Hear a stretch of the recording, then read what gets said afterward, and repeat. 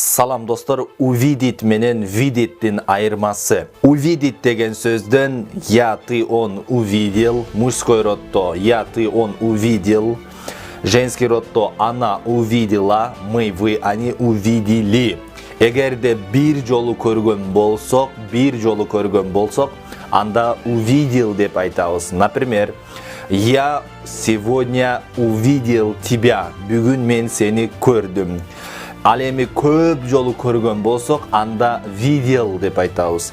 Я каждый день видел тебя.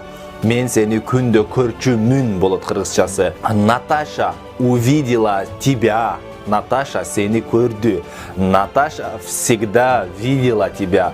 Наташа сени ар дайым көрчү. Мы вчера увидели тебя. Биз кече сени көрдүк бир жолу. Мы каждый день вечером видели тебя. Биз күндө кечинде сени көрчүбүз. Демек көп жолу кайталап көргөн болсок, кайталанган болсо, анда видел. Ал эми бир жолу көргөн болсок, увидел.